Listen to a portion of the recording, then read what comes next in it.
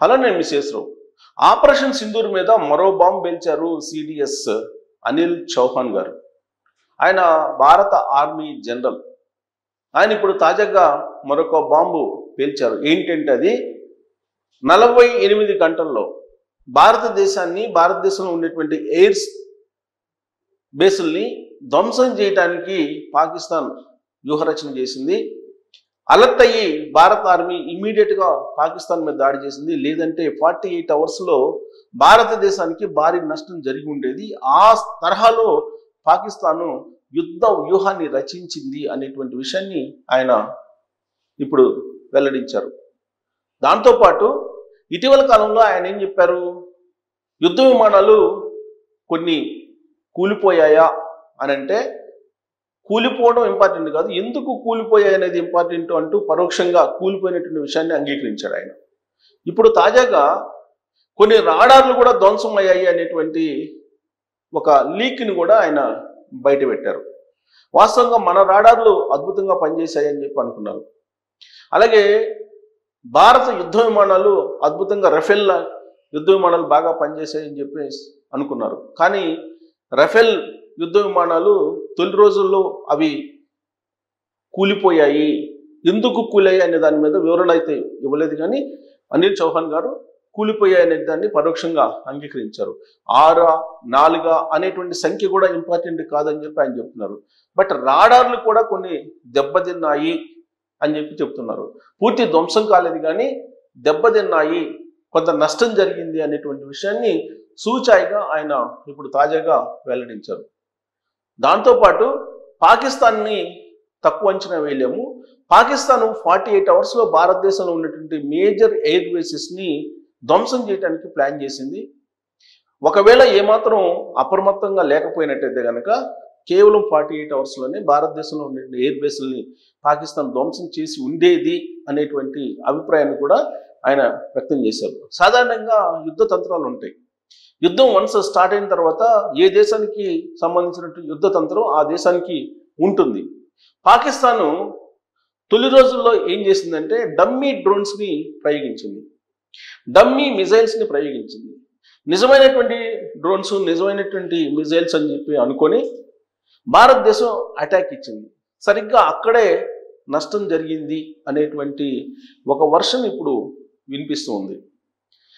పాకిస్తాను రాడార్లు, అలాగే పాకిస్తాన్కి సంబంధించిన యుద్ధ విమానాలు, మిజైల్స్ అవి చైనా నుంచి అలాగే అమెరికా నుంచి కొనుగోలు చేసినవి, అవి పనిచేయలేదు అనేటువంటి విషయం భారత ఆర్మీ చెప్తుంది. ఇప్పుడు తాజాగా పాకిస్తాన్ ప్రధానమంత్రి షహబాజ్ కూడా చెప్తున్నారు, చైనా మిజైల్స్ని నమ్ముకున్నాం, చైనా డ్రోన్స్ని నమ్ముకున్నాం, అందుకే మేము యుద్ధంలో నెగ్గలేకపోయాము, యుద్ధంలో మేము అపారమైనటువంటి నష్టాన్ని మేము ఫేస్ చేయాల్సి వచ్చింది అనేటువంటి విషయాన్ని షహబాజ్ పాకిస్తాన్ ప్రధానమంత్రి ఇప్పుడు తాజాగా వెల్లడిస్తున్నారు. భారత ఆర్మీ మొత్తం ఆపరేషన్ సింధూర్ సంబంధించిన వివరాలన్నింటినీ కూడా బయటపెట్టింది. ఫస్ట్ ఆపరేషన్ సింధూర్ 1.1లో 9 ఉగ్రవాద స్థావరాలని ధ్వంసం చేశాము అని చెప్పారు. దాంట్లో దాదాపు 100 మందిగా ఉగ్రవాదులు హతమయ్యారనే విషయాన్ని కూడా చెప్పారు. ఆపరేషన్ సింధూర్ 2.0లో పాకిస్తాన్లో ఉన్నటువంటి ఎయిర్ బేసుల్ని ధ్వంసం చేశాము అని చెప్పారు. కానీ భారత ఆర్మీ ప్రకటించినటువంటి వివరాల కంటే కూడా పాకిస్తాన్లో ఎక్కువ డ్యామేజ్ జరిగింది అనేది పాకిస్తాన్ ప్రభుత్వం ఇప్పుడు చెబుతోంది. లాస్ట్కి కరాచీలో ఉన్నటువంటి ఓడరేవు కూడా దెబ్బతింది, అపారమైనటువంటి నష్టం జరిగింది, కోలుకునేటువంటి నష్టం జరిగింది అనేటువంటి విషయాన్ని చెప్తోంది. వాస్తవంగా పాకిస్తాను సామాన్యుల పౌరుల మీద దృష్టి పెట్టింది. దాదాపు 30 మంది పౌరుల్ని, సామాన్య పౌరుల్ని, భారత పౌరుల్ని చంపేసింది, పొట్టన పెట్టుకుంది. వాళ్ళ డ్రోన్లు ప్రయోగించి, మిసైల్స్ని ప్రయోగించి సరిహద్దుల్లో వాళ్ళు చెలరేగిపోయారు, సామాన్యుల్ని టార్గెట్ చేశారు. కానీ భారత ఆర్మీ అలా కాదు, ఎగ్జాక్ట్గా వాళ్ళు టార్గెట్ చేసి ఎయిర్ బేసెస్ని ధ్వంసం చేశారు. అలాగే ఉగ్రవాద స్థావరాల్ని నేలమట్టం చేశారు. ఇది భారత ఆర్మీ యొక్క నైపుణ్యం, భారత ఆర్మీ యొక్క సామర్థ్యం అని చెప్పి నిరూపించింది భారత ఆర్మీ. కానీ పాకిస్తాను ప్రపంచ దేశాలకు ఇప్పుడు ఏం చెప్తోంది, భారత ఆర్మీ పౌరుల మీద కూడా టార్గెట్ చేసింది, పౌరులను కూడా చంపేశారు అని చెప్తున్నారు. వాస్తవంగా భారత ఆర్మీ చెప్తున్న ప్రకారం పాకిస్తాన్కు సంబంధించినటువంటి 4 యుద్ధ విమానాలు, 1 పౌర విమానం, కొన్ని ఎయిర్ బేస్ల్ని కూల్చేసామని చెప్తుంది. కానీ పాకిస్తాన్ ప్రభుత్వం ఏం చెప్తుంది? భారత ఆర్మీ చెప్తున్న దాని ప్రకారం కాదు, అపారమైనటువంటి నష్టం జరిగింది, అణ్వాయుధ స్థావరాల మీద కూడా దాడి చేశారు, పౌరులకు సంబంధించినటువంటి ప్రాంతాల మీద కూడా మిజైల్స్ని ప్రయోగించారు, అపారమైనటువంటి నష్టం జరిగింది అనేటువంటి ప్రచారాన్ని ఇప్పుడు పాకిస్తాన్ ప్రభుత్వం చెప్తోంది. సో భారత ఆర్మీ మాత్రం అఫీషియల్గా వాళ్ళకు ఉన్నటువంటి సమాచారాన్ని వెల్లడించారు. పాకిస్తాన్కి సంబంధించిన యుద్ధ విమానాలను కూల్చామని చెప్పారు, ఒక రాడార్ని కూల్చాము, ధ్వంసం చేశామని చెప్తూ ఉన్నారు. ఇవన్నీ కూడా S-400 రాడార్ ద్వారా మొత్తం టార్గెట్లను లక్ష్యంగా చేసుకొని దాదాపు 400 కిలోమీటర్ల దూరంలో ఉండేటువంటి టార్గెట్స్ని ఎగ్జాక్ట్గా కొట్టేశాము, ధ్వంసం చేశామని చెప్పి భారత ఆర్మీ చెప్తోంది. కానీ దీన్ని మరొక కోణంలో పాకిస్తాన్ ప్రభుత్వం తీసుకెళ్లేటువంటి ప్రయత్నం చేస్తూ ఉంది. వాస్తవంగా పాకిస్తాన్ ఆర్మీ తొలి 48 అవర్స్లో భారీ ప్రణాళిక రచించింది భారతదేశాన్ని ప్రధానమైనటువంటి స్థావరాలను ధ్వంసం చేసేందుకు. ఇమీడియట్గా అప్రమత్తమైనటువంటి భారత ప్రభుత్వం, భారత ఆర్మీ వాళ్ళకు సంబంధించినటువంటి ఎయిర్ బేస్ని, తర్వాత ఉగ్రవాద స్థావరాలని ధ్వంసం చేశాయి. ఎగ్జాక్ట్గా లక్ష్యాన్ని మాత్రమే టార్గెట్ చేసి, అంతే తప్ప పౌర సమాజం మీద ఎలాంటి ప్రభావం లేదని చెప్పి భారత ప్రభుత్వం చెప్తోంది, భారత ఆర్మీ చెప్తోంది. కానీ దాని భిన్న కోణంలో పాకిస్తాన్ ప్రొజెక్ట్ చేసే ప్రయత్నం చేస్తుంది ప్రపంచ దేశాల ముందు, అంతర్జాతీయ సమాజం ముందు. దానికి కారణం ఏంటంటే ఇప్పుడు పాకిస్తాన్కి సింపతి కావాలి.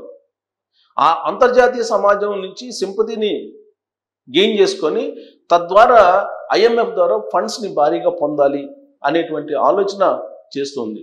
దాంతోపాటు విదేశాంగ విధానం విషయంలో డిస్టర్బ్ చేసేటువంటి ప్రయత్నం కూడా చేస్తుంది. అంటే అంతర్జాతీయ ఒప్పందాలు ఏవైతే ఉంటాయో ఆ ఒప్పందాలకు భిన్నంగా భారత ఆర్మీ వ్యవహరించింది, పాకిస్తాన్ని ధ్వంసం చేయాలనుకుంది, పాకిస్తాన్ మీద అణ్వస్త్రాలను ప్రయోగించాలనుకుంది అనేటువంటి ప్రచారం ఇప్పుడు పాకిస్తాన్ చేస్తుంది. అణ్వస్త్ర కేంద్రాల మీద కానీ, అణ్వస్త్ర స్థావరాల మీద కానీ లక్ష్యంగా చేసుకొని ఎలాంటి మిజైల్స్ ప్రయోగించలేదని చెప్పి భారత ఆర్మీ చెప్తోంది. ఆ దిశగా అసలు ఆలోచించలేదు, ఆ దిశగా యుద్ధం చేయాల్సి వస్తుందని కూడా ఆలోచించలేదు, వస్తుందని కూడా భావించలేదని చెప్పి భారత ఆర్మీ చెప్తోంది.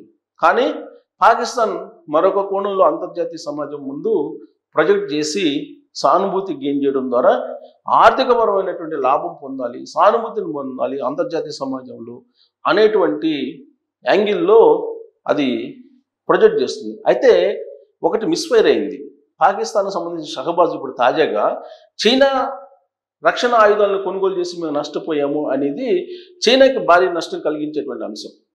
ఎందుకంటే భారతదేశం పైచేయిగా నిలవడానికి కారణం రష్యా అందించినటువంటి S-400 రాడార్.